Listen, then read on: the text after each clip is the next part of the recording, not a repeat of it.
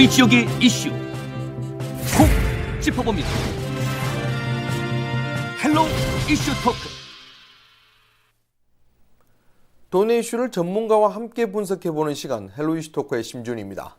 함께 말씀 나눠주실 두 분 나오셨습니다. 먼저 차혜경 전 양산시 의원님 나오셨습니다. 네, 반갑습니다. 반갑습니다. 예, 전원표 창원시 의원님 자리하셨습니다. 네, 반갑습니다. 반갑습니다. 네, 지역의 이슈를 짚어보는 이슈 짚어보기부터 시작하겠습니다. 김해시 봉황동에 위치한 옛 장유가도가 봉황동의 봉자를 따서 복리단길로 재탄생했습니다. 복리단길 열풍에 동참한 김해 복리단길은 재작년 도시재생 사업으로 단장을 시작해 현재 복리단길이라는 이름으로 유명세를 치르고 있는데요. 최근 관광객이 몰리면서 보행이 불편에 넘어서 위험한 수준이다라는 말이 나오고 있는데 어떻습니까? 상황이 어느 정도인가요? 네, 좀 심각한 것 같습니다. 네. 그래서 일단 먼저 봉리단길을 좀 소개를 드리겠습니다. 그래서 김해시 원도심에 있는 봉황동에 위치를 하고 있고요. 예. 그래서 이제 이 길이 김해 원도심과 장류를 잇는 그 길이라고 합니다. 그래서 장류가도라고도 불리고요. 근데 이제 이 길이 김수로 왕이 허황우를 맞을 때 만나러 이제 행차했던 길이라고 해서 네. 역사적인 또 의미도 있습니다. 네. 그래서 이게 이제 재작년에 이 길을 포함한 원도심 지역이 도시재생 사업에 편성이 되면서 국가에서 한 118억 정도 지원을 받게 되었습니다. 그래서 이 돈을 바탕으로 지역민들이 고민하고 해서 그 봉리단길을 만들고 현재 이제 인근의 카페, 뭐 게스트하우스 그리고 이제 먹거리 등에 해서 실제로 이제 많은 가게가 이제 만들어지고 상권도 만들어지고 이제 관광객도 많이 오는 지금 이제 명성이 상당히 높아지고 있습니다. 그런데 이제 근데 이 봉리단길을 가는 길이 상당히 위험하다고 합니다. 그 이유가 이제 이 봉황동이 있는 그 회원동이 사실 경남에서도 상당히 열악하고 사실 상황이 안 좋은, 경제적으로 안 좋고 부유하지 못한 동네로 유명합니다. 그렇다 보니 이제 길이 좁고 정리되어 있지 않은 상황에서 이게 이제 구불구불하고 촘촘히 아마 들어가야 되는 것 같습니다. 그래서 이제 만약에 들어온다면 통행도 불가하고 양방향 통행도 불가하고 이 차량 때문에 실제로 이제 그 걸어 다니는 그 이제 주민들이나 그 관광객들도 위험한 상황이거든요. 그래서 이제 우리 담당 작가가 아마 최근에 여기를 갔다 온 것 같습니다. 그런데 한마디로 거기는 차 가지고 가면 안 되겠다. 라고 강력히 이야기를 하는 정도이니까요. 그래서 이제 차가 위험하다 보니까 어쩔 수 없이 보행자의 안전은 전혀 이제 그 안중에 없고, 그래서 이 부분이 보완되지 않으면 이게 사실 도시재생 사업으로서의 의미가 있느냐까지도 이야기를 하고 있습니다. 네.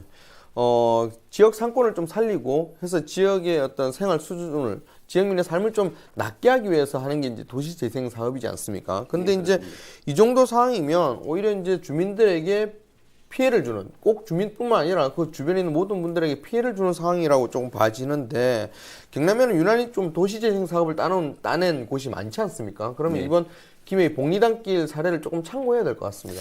그렇습니다. 뭐 다른 지자체 창원도 마찬가지입니다. 창원의 진해구도 그렇고, 그다음에 지금 해운구에 있는 고암동도 지금 하고 있고, 그다음에 오동동 창동은 도시재생 사업으로 유명한 지역입니다. 그리고 뭐 다른 지자체에서도 많이 하고 있고요. 도시재생 사업이 이루어지는 곳은 아무래도 구도심, 원도심, 즉 낡은 도시인 곳입니다. 그리고 발전이 필요한 곳이기도 하고요. 그렇기 때문에 교통 인프라가 기존에 있는 시스템의 한계를 가지고 있는 안 좋을 뿐입니다. 그래서 도시재생 사업이라는 게 우리 사회적 경제 그리고 교통 그리고 정주 환경까지 같이 고려를 해야 되는데 이런 종합적인 고려가 안 돼가 있는 상황이었던 것을 말씀드립니다. 지금 복리단길도 마찬가지입니다. 이게 관광객의 증가나 교통량의 증가에 대한 고민이 좀 덜하지 않았나라는 생각이 들고 있고요. 그리고 이런 도시재생 사업에 관광객 증가, 교통량 증가, 그리고 통행선, 그다음에 보행선에 대한 종합적인 고려가 없이 진행되다 보니 이런 위험한 사태까지 오지 않았나 이런 생각이 듭니다. 저는 또 창원시의 의원으로서 그리고 우리 지역의 세 군데의 도시재생 사업에서 이걸 좀 지켜보고 지역 공동체와 사회적 경제 기반을 만들 수 있을 수 있도록 이렇게 반면교사해야 될 상황인 것 같습니다. 그리고 복리단길도 지금은 완벽히 완공된 상태가 아니고요. 그리고 그 김해 지역에서도 지금 다른 지역도 지금 두 군데 진행되고 있는 것입니다. 이걸 수면으로 들어왔던 문제점을 보완하는 사업 방향을 잡고 해결하는 방향으로 가닥을 잡았으면 좋겠습니다. 네. 뭐 지금 도시재생 사업이 많은 곳에서 이루어지고 있는데 분명히 이제 고려해야 될 것은 주민들을 위한 사업이기 때문에 주민들 삶에 대해서 고민을 분명히 해야 될 것 같습니다. 이게 무조건 관광객을 무조건 많이 유치한다고 해서 능사는 아닌 것 같으니까 그런 부분은 김해시뿐만 아니라 다른 지자체들도 조금 참고를 하고 관심을 가져야 될 것 같습니다. 네, 오늘 본 주제에 대해서 이야기를 나눠보도록 하겠습니다. 4.3 보궐선거 선거운동 레이스가 시작됐습니다. 전국에서 단 2곳인 보궐선거 지역이 모두 경남권이라 정치권의 이목이 경남으로 쏠려 있는데요. 오늘 헬로 이슈토크에서는 4.3 보궐선거에서 각 당의 전략과 전술을 분석해 보겠습니다. 우선은 뭐 다들 아시겠지만 그래도 이제 선거권이 아닌 지역분들은 또 모를 수도 있지 않습니까? 각 당 후보를 조금 정리를 좀 해주시죠. 네네, 그러겠습니다. 지금 창원 성산과 통영 고성 4.3 보궐선거 공식 선거운동이 어제부터 13일까지, 2일까지, 그 다음 달 2일까지 해서 13일간의 열전에 돌입을 했습니다. 그래서 이제 전국에서 2곳만 치러져 가지고요. 더 관심이 많고 특히 이제 경남에 두 곳이 다 있다 보니 이목이 집중이 되고 있습니다. 그래서 일단 그 후보군을 좀 보겠습니다. 먼저 통영 고성 보궐선거입니다. 더불어민주당의 양문석 후보고요. 그다음에 자유한국당의 정점식 후보, 그리고 대한애국당의 박청정 후보 이렇게 구성이 되어 있고요. 지금 이제 창원 성산은 국회의원 보궐선거에는 더불어민주당의 권민호 후보, 그리고 자유한국당의 강기훈 후보, 그리고 이제 바른미래당의 이재환, 그리고 정의당의 여영국, 민중당의 송석형, 대한애국당의 진순정, 무소속 김종서 후보 이렇게 구성되어 있습니다. 네. 지금 이제 21일부터 선거운동이 진행이 됐지 않습니까? 그럼 벌써 한 번에 이제 주말이 지나갔는데 지금 진행되는 거 보면 각 당의 지금 선거운동에 투입되는 부분이 굉장히 총력전을 하고 있다라고 생각할 정도로 굉장히 활발하게 진행되고 있습니다. 지금 보면 정의당하고 바른미래당 그리고 한국당도 지금 각 대표들 이정미 대표랑 손학규 대표 그리고 황교안 대표까지 전부 다 주소지를 창원으로 옮겼다 하더라고요. 맞습니다. 저는 이때 취재를 해보면서 이렇게 각 당 대표 이렇게 많이 그 지역으로 주소지를 옮겨가지고까지 운동을 하는 경우는 처음 본 것 같은데 전체적 움직임 어떻습니까? 보시면. 예, 각 당마다 사활을 건 선거 운동을 지금 진행하고 있습니다. 선거 운동 말씀하신 21일 날 시작이 되었고요. 지금 이게 차혜경 의원님께서 말씀드렸던 2군데뿐입니다. 창원 성산과 고성 통영 2군데뿐이지만 이것은 내년에 있을 종선의 전초전은 성격을 띠고 있습니다. 그래서 각 당 모두 총력전을 나서고 있습니다. 한교안 자유한국당 대표는 창원에서 5평 규모의 오피스텔을 얻어놓고 지금 상주하고 있습니다. 이거 같은 경우에는 한교안 대표가 된 지 얼마 안 된 상황이고 강기훈 후보가 국회의원에 당락에 따라서 자기의 입지에 대한 내용이 큰 여파를 끼칠 수 있습니다. 그렇기 때문에 총력전을 키우고 있습니다. 그리고 손학규 바른미래당 후보께서도 좀 일찍 지난달 21일경에 먼저 틀을 잡고 지금 총력전을 펼치고 있는 상황입니다. 그리고 가장 먼저 창원에서 총력전을 펼치고 있는 당은 정의당입니다. 정의당 이정미 후보 이정미 대표 같은 분은 일찌감치 내려오셔서 당의 관계자들 분들하고 다 모여서 30명 정도 내려와서 지금 총력전을 펼치고 있는 실정입니다. 네, 이 정도면 이제 진짜 총력전인 것 같습니다. 이제 각 당 대표가 이제 주소지까지 옮겨가지고 올 정도면 굉장히 각 당의 사활을 걸고 있다라는 표현이 맞을 정도인데 사실은 이제 일반적으로 다른 분들이 보시기에는 이 정도 뭐 2개의 선거군데 이렇게까지 할 거 있냐라는 생각도 할 수 있지만 그래도 이제 정치적으로 보면 이렇게 할 만한 이유가 충분히 있죠. 네, 그렇습니다. 지금 이제 뭐 작은 선거다. 그리고 뭐 사실은 2곳밖에 안 했는데 왜 이렇게 관심이 많냐. 뭐 이런 말씀도 있지만 실제로 이제 각 당에 이제 사활을 걸었다는 앞에도 말씀하셨지만 여러 가지 의미가 있습니다. 그걸 좀 짚어보겠는데요. 어쨌든 김경수 경남도지사 법정 구속 이후에 실제로 치르는 첫 번째 선거이지 않겠습니까? 그래서 이제 PK 즉 부산 경남의 지역 민심 한방도 한번 보고요.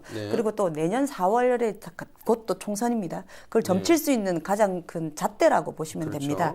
그래서 이제 내년 4월 총선이 불과 1년밖에 안 남았고 향후 전국 주도권을 누가 가지느냐. 그거도 이제 이번 선거를 두고 하기 때문에 일단 여당인 민주당은요. 어쨌든 6.13 작년 그 지방선거의 그 기세를 사실 좀 지켜내야 되는 위치입니다. 그리고 이제 또 한국당에서는 한교안 대표가 새로 이제 중심으로 꾸민 새로운 지도부가 어쨌든 정권 심판론 네. 좀 전면에 내세워서 자기 힘을 보이려고 하는 하나의 또 이제 기회가 될 것이고요. 정의당과 민주당은 어쨌든 민중당은 창원 성산이 뭐 다 아시겠지만 진보 정치를 가장 사실 내세우는 곳이지 않겠습니까? 그래서 적임자가 누구냐 해서 치열한 경쟁을 또 펼칠 것이고요. 네. 그리고 이제 여기도 또 극적인 단일화도 사실은 또 좀 지켜봐야 되는 그 가능성도 배제할 수 없고, 또 이제 바른미래당하고 대한애국당은 어쩔 수 없이 당 외면 확장, 그리고 이제 경남 지역에 교두보를 한번 마련해 보겠다 하는 각 당의 사실은 정책적이나 뭐 여러 가지 또 심리적인 것도 많이 작용하는 것 같습니다. 네. 지금 이제 전체 이유를 말씀을 해주셨는데, 네. 그러면 각 당별로 조금 한번 살펴보도록 하겠습니다. 먼저 한국당부터 좀 보면, 한국당 같은 경우는 사실은 그전 지방선거 결과에 비해서 지금 여러 곳에서 나오는 여론조사 결과를 보면 그때 지방선거보다는 확실히 지지도가 높아진 것 같습니다. 네. 예, 뭐 1위를 여론조사에 1위를 하는 것도 꽤 많고, 그런 거 보면 지금 현 정부에 대한 시민들의 어떤 불만이, 이런 것들이 이제 그쪽으로 반영이 된 거 아니냐, 이런 좀 분석이 나오고 있는데, 한국당 그래서 이제 아까 잠시 말씀하셨던 것처럼 이런 부분을 좀 집중할 것이다라는 예측을 또 할 수도 있고요. 지금 현재 한국당이 좀 하고 있는 선거운동의 방향은 현재는 어떻고 앞으로 또 어떻게 될 것인지 좀 예측을 해본다면 어떨까요? 네, 금방 말씀하신 것처럼 1등으로 실제 달리고 있다고는 하지만 아주 근소한 차이입니다. 네. 그래서 사실은 지금은 뭐 누가 더 우위다라고 하기가 조금 애매한 네. 부분이 있고요. 그리고 이제 어쨌든 그 창원 성산 같은 경우에는 뭐 지금 진행 중인 진보 진영이 단일화가 이루어진다고 하면 네. 사실 판세는 전혀 이렇게 사실 가름할 수 없는 상황까지 가거든요. 네. 그래서 이제 황교안 한국당 대표가 더불어민주당과 정의당 후보 단일화 시도에 관련해서 말은 단일화인데 실체는 좌파 연합이다 라고 네. 강력하게 비난을 하고 거기에 대해서 아주 부정적인 의견을 밝혔고요. 네. 그래서 이제 4월 4.3 이제 국회의원 보궐선거 어제부터 공식 운동을 시작을 했는데, 네. 어쨌든 자유한국당 지도부가 황교안 대표, 나경원 원내대표까지 해서 총출동했다고 보셔도 됩니다. 그래서 강기훈 후보를 유세 지원에 나섰고요. 그래서 이제 어쨌든 대통령이 먼저 챙겨야 할 것은 개성공단이 아니라 창원공단이다, 뭐 이런 말도 하고, 창원 경제가 위기에 나서 있는 건 네. 문재인 정부 때문이다라고까지도 이야기를 하고 있습니다. 그래서 황 대표의 경우 이제 이날부터 창원에서 이제 상주를 하면서 전력 투구를 하겠다고 하고, 네. 어쨌든 선거 운동에 갈수록 여론전이나 또 사실은 이 지역뿐만 아니라 경남 전체의 당원들까지 다 모아서 하겠다라고 해서 네. 아주 강력한 의지를 밝히고 있습니다. 네.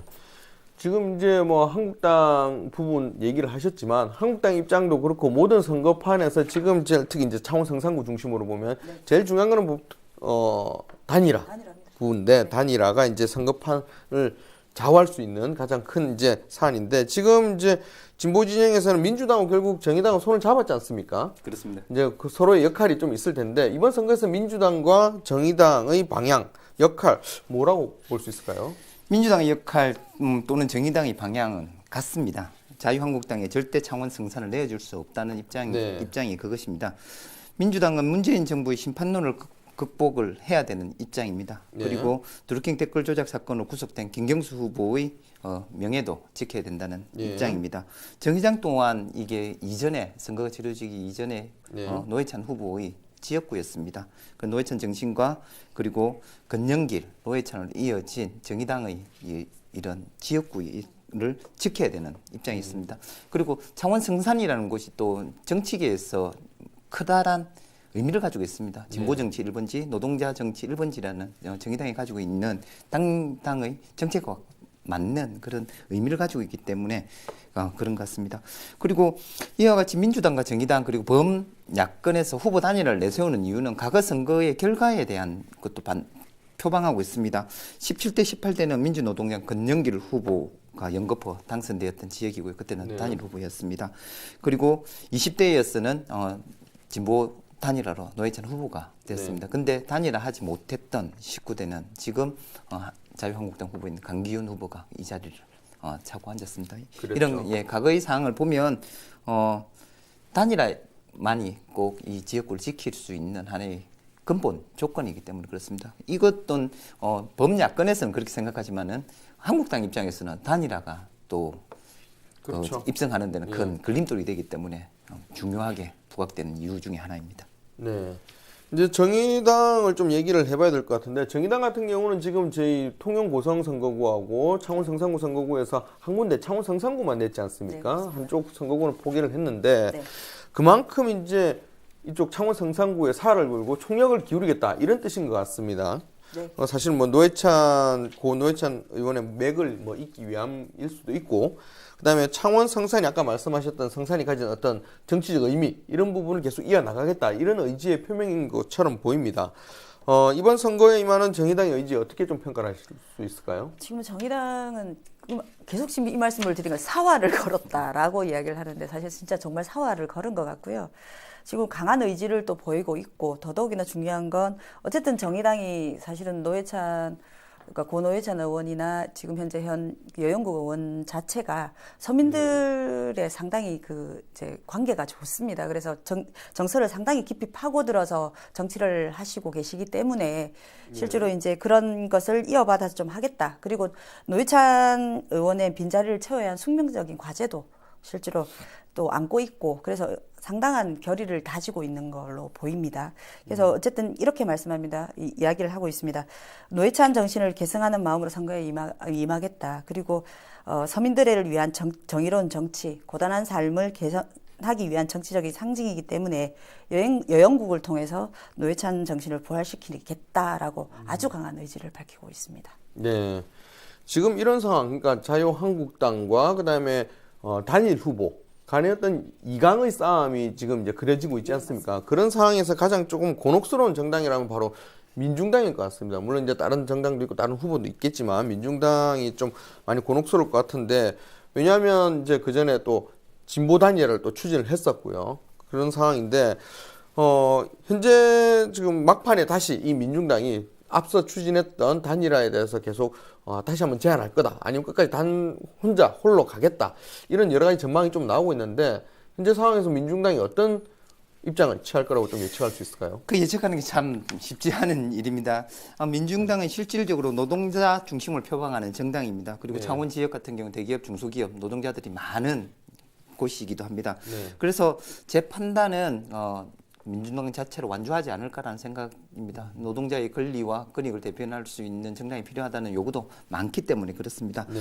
그러나 제가 앞서 말씀드린 것처럼 과거의 선거 결과를 보면 이게 단일화하지 않으면 범야권은 늘 질 수밖에 없는 구도의 지역이기 때문에 막판에 어떻게 될까는 저도 단일화에 대한 실마리를 저도 기대는 하고 있습니다. 근데 선거 기간이 남아있는 기간이 얼마 남지 않았기 때문에 그것도 장담을 못 드리는 그런 입장입니다. 그렇죠. 이게 또 사실은 민중당 같은 경우는 이제 노동자 민노총 중심이었던 노동자의 지지 기반을 가지고 이제 활동을 또 하고 있는데, 이 물리적인 시간이 우선은 지금 얼마 남질 않았고, 또 이제 투표용지 인쇄에 들어가면 단일화를 해가지고 이제 이름을 빼고 이러기가 상당히 지금 힘들거든요. 25일까지는 마무리 지어야 돼요. 그러니까요. 그러니까 네. 그래서 이제 민주당과 정의당도 그때를 기한으로 해가지고 네네네. 지금 하고 있는 거고 막판. 했고, 근데 이제 민중당 같은 경우는 그게 참여가 안 된 상태에서 사실은 좀 끝까지 홀로 이제 가지 않겠느냐라는 전망이 좀 우세한 것 같은데, 그래도 혹시 또 모르는 거니까. 그렇죠.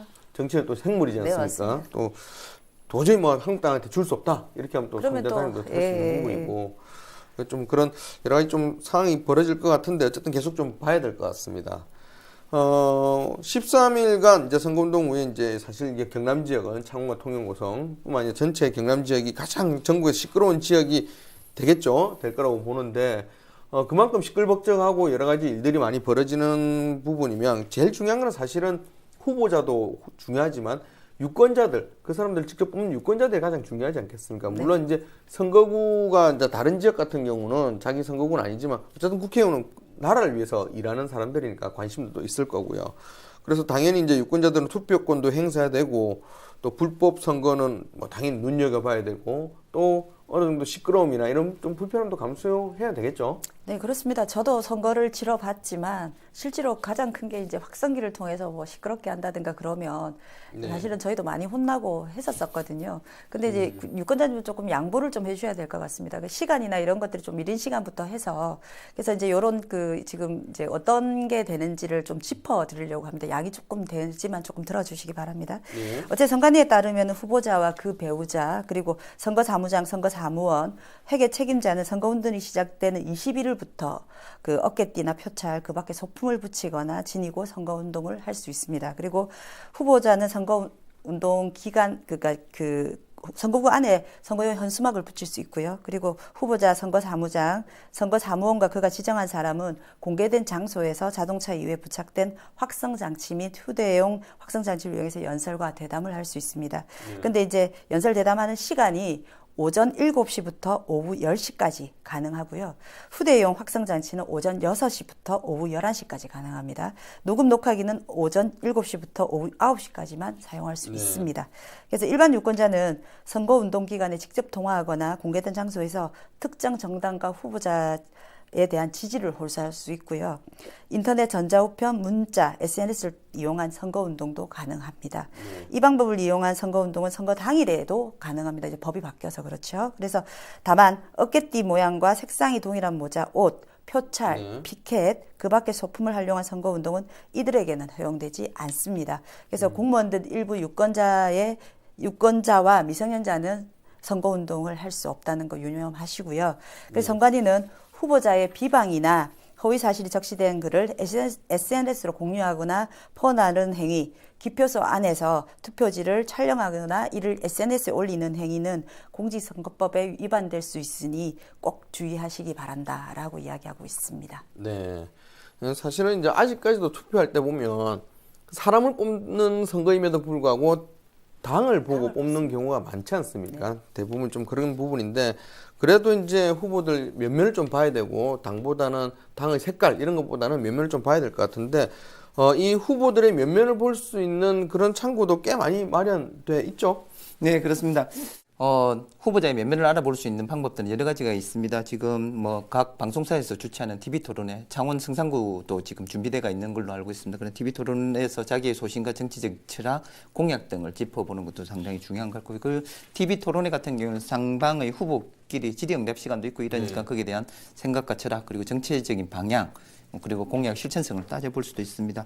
그리고 가장 중요한 것은 각 후보들이 살아왔던 길은 요즘 SNS가 잘 돼가 있지 않습니까? 네. 각 후보 진영에서 활용하고 있는 SNS를 통해서 그 후보의 활약상들, 과거의 활약상들 좀 한번 챙겨보시는 것도 중요한 것 같습니다. 그리고 사전 투표, 이건 투표 전에 선거 공보물에서 살아왔던 공약들 같은 것도 다 되어 있습니다. 거기에 대한 내용들 좀 한번 살펴보시면 좋을 거예요. 그리고 아마 저희가 이러한 진행 CJ 헬로 TV에서 이슈 토크에도 각 당의 대표들이 나와서 지금 진행하는 것 같습니다. 그런 것도 한번 눈여겨보시면서 각 당의 정책과 공약들을 한번 살펴보시는 것도 좋은 것 같습니다. 어떻습니까? 이슈 토크에 한번 각 대표님 나오시기로 하셨습니까? 지금 안 그러면 이제 아까도 잠시 말씀드렸지만 각 당의 대표들이 이렇게 경남 지역에 오랫동안 머무르면서 이렇게 다 같이 모여 있는 경우가 없더라고요. 그래서 이번 좋은 기회고 어떻게 보면 정치적인 셀럽 분들이지 않습니까? 유명인 분들인데 그분들을 입을 통해서 지역 정치, 그다음에 지역 현안에 대해서 이야기 들어볼 수 있는 좋은 기회라고 생각이 돼서 다음 주에 각 당 대표들을 모시고 하는 자리를 마련했고 지금 이제 방영 날짜만 이제 결정이 남은 상태인데 그런 부분이 준비되어 있으니까 많은 시청자분들, 유권자분들이 시청을 좀 해주시면 좀 좋을 것 같습니다. 그리고 꼭 한 가지 유념하셔야 될 것이 이렇게 꼭 투표는 하시고 관심이 우리나라를 바꾸는 그림입니다. 관심입니다. 유권자의 관심을 당부드리겠습니다. 알겠습니다. 경남의 단 2곳 PK 민심 가늠자를 뽑기 위해 여야 총력전에 불이 붙었습니다. 창원 성산은 범진보단이라 통영고성은 한국당 경선 탈락 반발이 변수로 끝날 때까지 끝나지 않는 레이스를 펼쳐질 예정입니다. 여기에 유권자 역시 관심을 보여주시고 소중한 한 표로 연결해 주시길 바랍니다. 오늘 헬로 이슈 토크는 여기까지입니다. 함께 말씀 나눠주신 두 분 고맙습니다.